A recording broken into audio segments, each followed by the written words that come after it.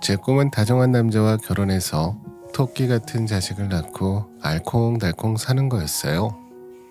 다른 사람처럼 몇백억 가진 부자가 되거나 큰 성공을 이루거나 하는 꿈이 아니라 그저 평범하게 사는 것 말입니다. 하지만 살아보니 이게 정말 이루기 힘든 일이더라고요. 오늘의 한 사람 때문에 제 꿈을 이루기는커녕 인생 나락에 갈 뻔한 이야기를 해드리려고 해요. 저는 무려 오빠가 3명이나 있어요. 보통 다른 집들은 아들을 낳으려고 딸을 여러 명 낳지만 저희 부모님은 딸 하나 갖고 싶어서 아들을 줄줄이 낳게 된 특이한 케이스예요. 그래서인지 저는 엄청 사랑을 많이 받으면서 귀하게 자랐어요. 특히 아빠가 너무나도 다정한 남자라서 엄마나 저한테 정말 잘해주셨죠. 그리고 오빠들도 늘 그런 모습을 보고 자라서 여자한테 정말 잘했어요. 엄마 심부름으로 마트에 장이라도 보러 가면 무거운 건 늘 오빠들이 들어줬죠. 또 엄마랑 저도 충분히 할 수 있는 일이어도 힘쓰는 일이 있으면 자기들이 먼저 나서서 해주곤 했어요. 저는 여중과 여고를 나와서 사춘기 때는 남자를 만나는 환경이 아니었고, 그래서 모든 남자가 다 오빠나 아빠처럼 여자한테 상냥하고 매너 있다는 생각을 가지고 있었어요. 근데 대학교에 들어가 보니 저희 가족들처럼 매너 있는 남자들을 눈에 씻고 찾아봐도 없더라고요. 오히려 저는 주변에서 눈이 높기로 유명해지기까지 했답니다. 그렇게 남자친구 없이 몇 년을 지냈는데 친구가 소개팅을 해주겠다고 하더라고요. 연희야, 내가 남자 소개시켜줄게. 어때? 소개팅 한번 받아볼 생각 있어? 남자? 너 내가 어떤 스타일 좋아하는지 알고 있지? 무조건 상냥하고 다정해야 돼. 상남자는 완전히 싫고 밀당도 싫고 그렇다고 내 앞에서 쩔쩔매는 것도 싫고.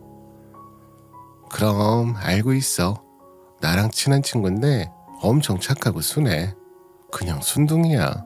그렇다고 소심하거나 그런 애는 아니고 여자한테 잘하는 스타일. 딱 네가 원하는 스타일이야. 제가 좋아하는 타입의 남자라고 하길래 호기심이 생겨서 소개받게 됐어요. 근데 만나보니 진짜 저희 아빠랑 오빠만큼이나 다정한 남자였죠. 그렇게 저희는 사귀게 됐습니다. 저희는 이후로 8년 동안 사귀게 됐는데 그 흔한 말다툼도 해본 적이 없었어요. 나이가 어느 정도 들고 저도 슬슬 결혼하고 싶다는 생각이 들었죠. 근데 남자친구는 결혼 이야기는커녕 저희 미래에 대해서 아예 언급을 안 하더라고요.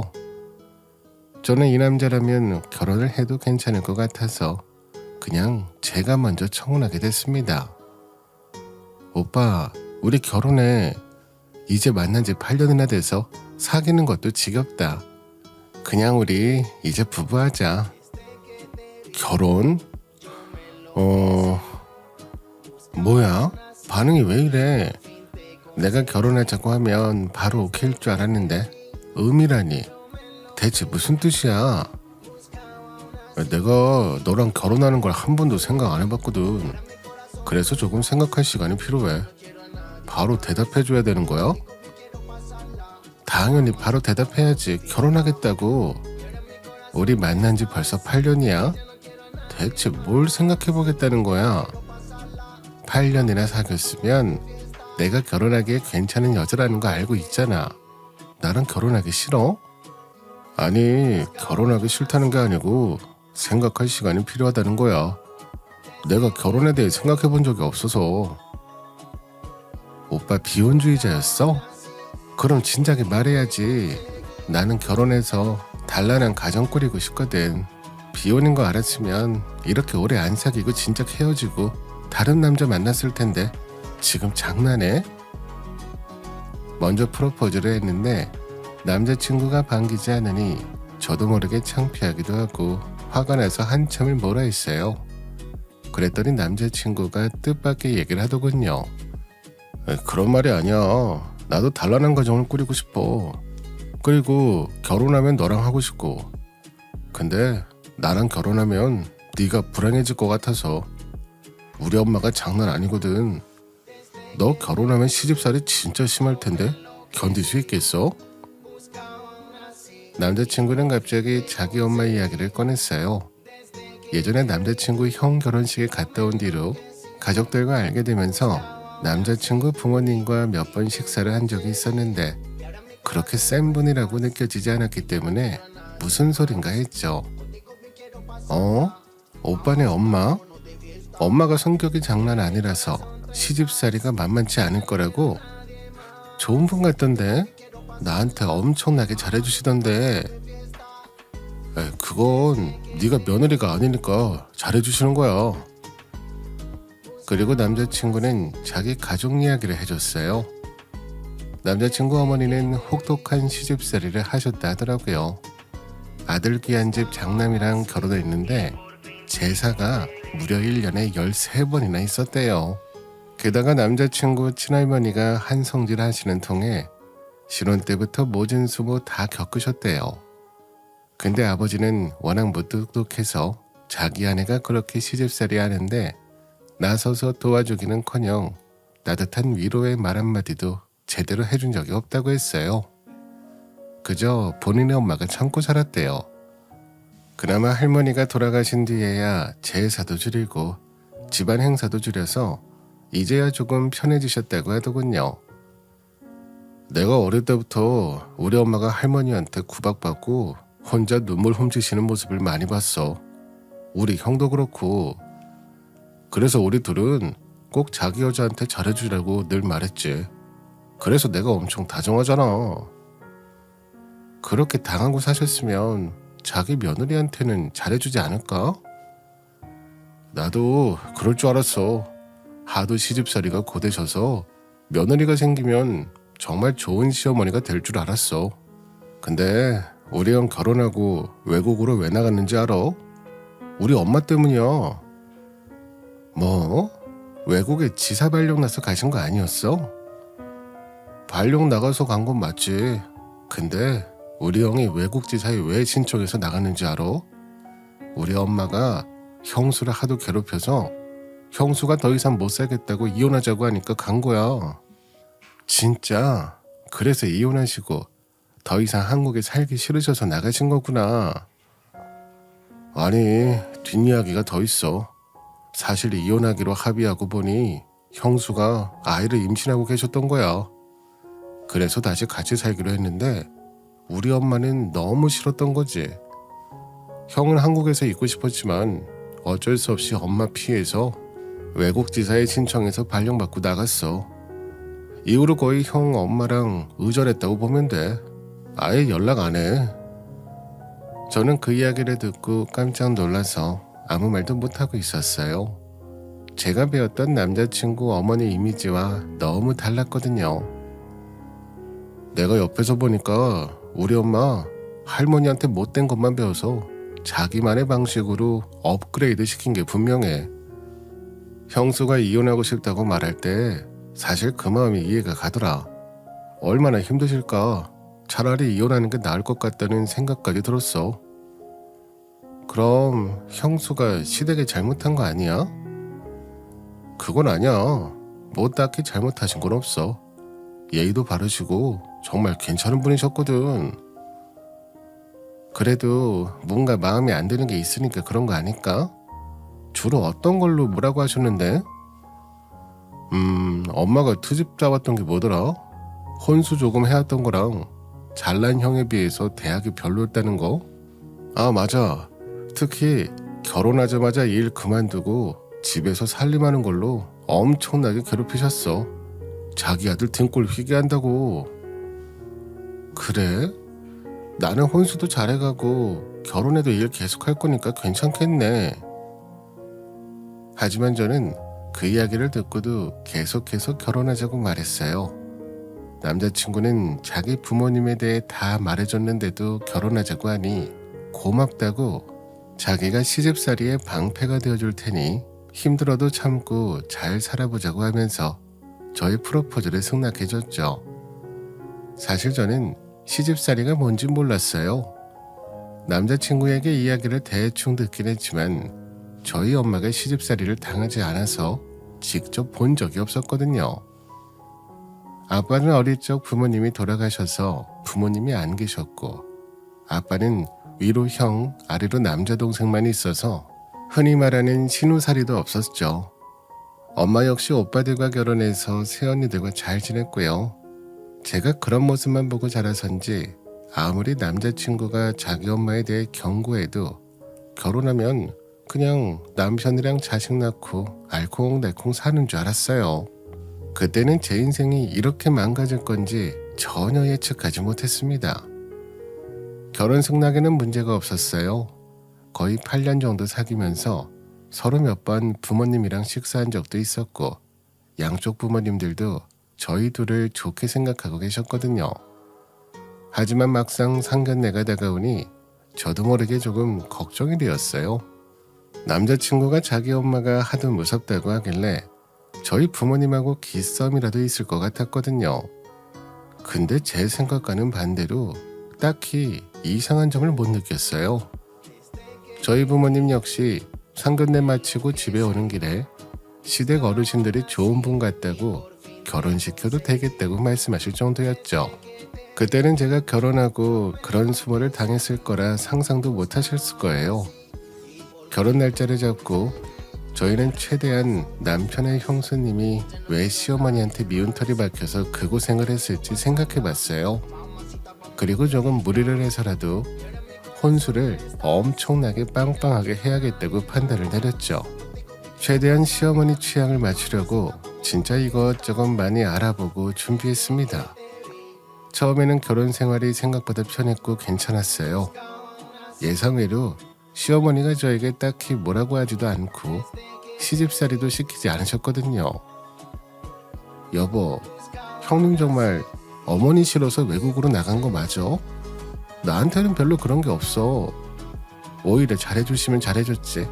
괴롭히지 않으시는데? 그건 당신의 혼수도 잘해오고 회사 일하니까 마음에 드셨나 봐. 진짜 다행이다. 나 정말 걱정이 많았거든. 당신이 우리 엄마 때문에 이혼하자는 소리 할까 봐. 저는 시댁에 갔다 올 때마다 늘 의아했습니다. 전혀 못된 시어머니가 아닌 것 같았거든요. 결혼한 지 얼마 지나지 않아서 저는 임신을 했어요. 저도 정말 기뻤지만 남편이 너무 좋아하더라고요. 이제 나만의 단란한 가정을 꾸리고 알콩달콩 살 수 있겠구나 싶은 생각에 매일 들떴었죠. 근데 이후로 문제가 생기기 시작했습니다. 갑자기 제가 임신한 이후로 어머니가 점점 본색을 드러내셨거든요. 저의 결혼 생활이 조금씩 간섭하기 시작하셨고, 알고 보니 시어머니는 형님이 혼수를 제대로 못 해와서 일을 안 하고 집에서 살림만 해서 괴롭힌 게 아니더라고요. 자기는 평생 당하면서 무뚝뚝한 남자랑 힘들게 살았는데 아들들은 둘 다 다정하고 아내를 끔찍이 챙기니 그냥 며느리들이 꼴 보기 싫어서 그러시는 거였어요. 아무래도 제가 애도 들어섰겠다. 괴롭혀도 이혼은 못할 거로 생각하신 것 같아요. 아가야. 일하느라 바쁜데 아기까지 가지니 몸이 힘들진 않아. 어머니 괜찮아요. 임신하고부터 잠이 많이 오긴 하지만 뭐 어쩔 수 없죠. 밥은 잘 챙겨 먹고 있어. 또 집안 청소랑 빨래는 잘하고 있고, 집에 돌아오면 힘들어서 침대에 눕기 바쁠 것 같은데 주말에는 또 월요일 출근해야 되니까 쉬어야 되고 말이야. 네, 잘하고 있어요. 이 사람이 저 많이 도와줘서 제가 할 게 별로 없어요. 원래는 집안일 반만 시켰는데 이제는 거의 다 남편이 도맡아 하고 있어요. 그래? 그래도 상민이도 회사 갔다 와서 쉬어야 될 텐데 집안일을 다 하면 어떻게 하니? 그러지 말고 너희 집 비밀번호 알려주렴. 내가 너희 출근하고 없을 때 가서 집안일 해줄게. 네? 아니에요. 괜찮아요, 어머니. 어머니도 힘드실 텐데 그러실 필요 없어요. 매일 청소하고 빨래하는 거 아니고 힘들 때는 다음 날에 하고 그래서 저희가 해도 돼요. 뜬금없이 하루는 저희 집 비밀번호를 알려달라고 하셨어요.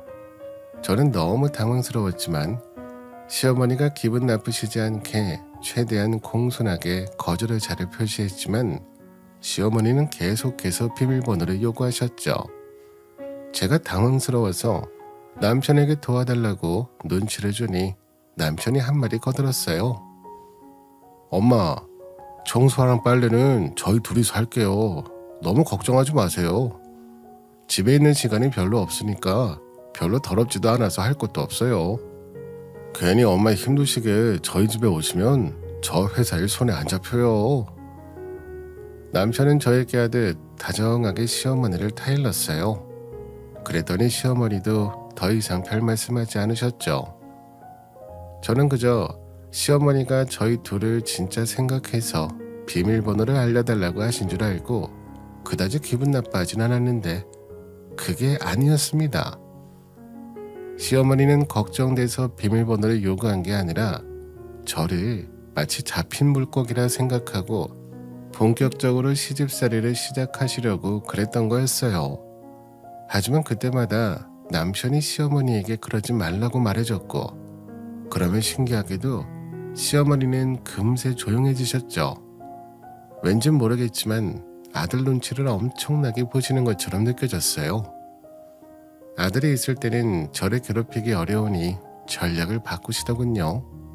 남편이 잠시 화장실을 갔거나 전화통화를 하러 자리를 비울 때마다 은근슬쩍 비아냥거리는 말하고 눈치 주면서 괴롭히셨어요. 저도 처음에는 가만히 있었지만 그게 반복되니 그냥 있을 수 없어서 말대꾸하기 시작했어요. 근데 너희 집은 경제권은 누가 가지고 있어?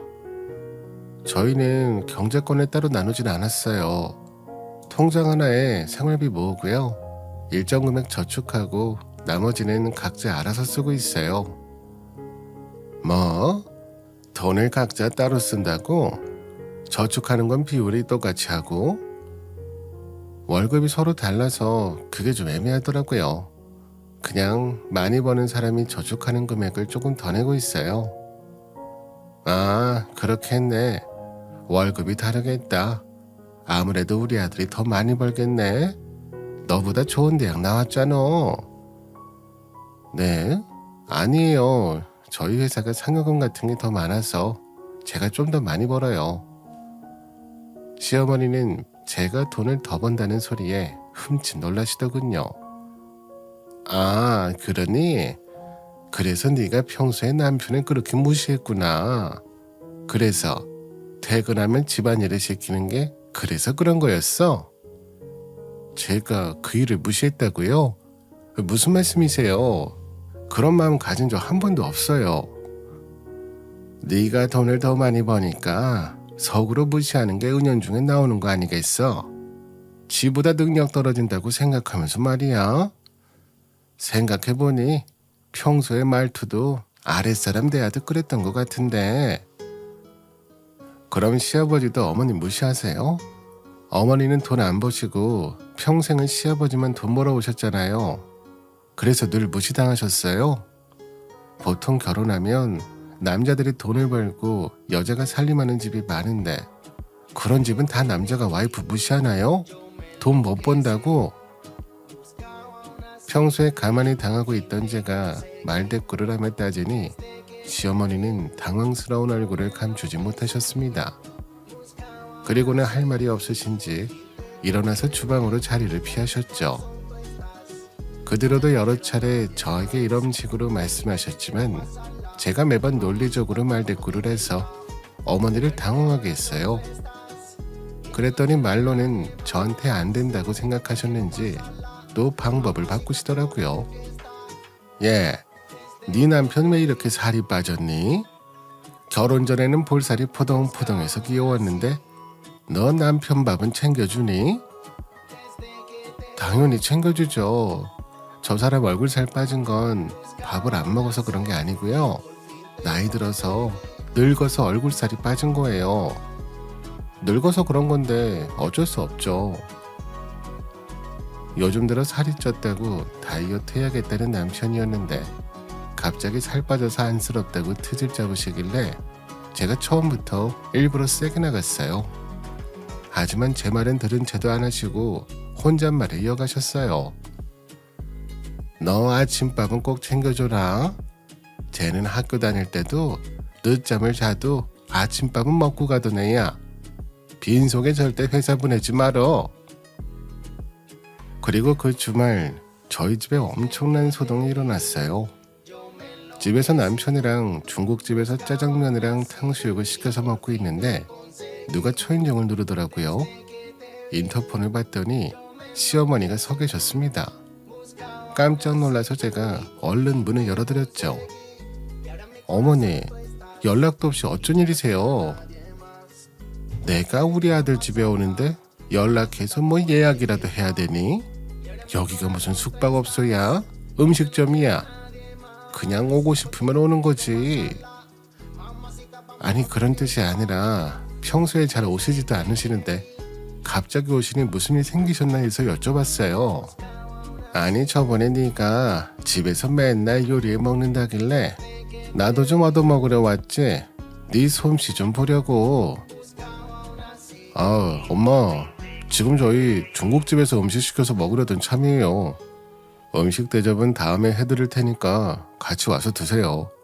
점심 먹으려고 시켜놨는데 또 음식하긴 그렇잖아요. 남편이 그런 시어머니를 말리려고 같이 짜장면을 먹자고 했는데 시어머니는 밀가루가 별로라며 저보고 계속 점심을 차려달라 하셨어요. 집까지 찾아오신 걸 보니 제 손으로 만든 음식을 드시지 않으면 안 가실 것 같아서 알겠다고 말씀드리고 거실에 앉아 계시라고 했죠.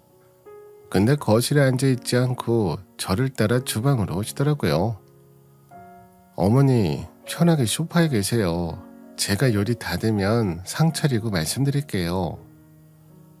네가 요리 실력이 얼마나 늘었는지 옆에서 한번 보려고.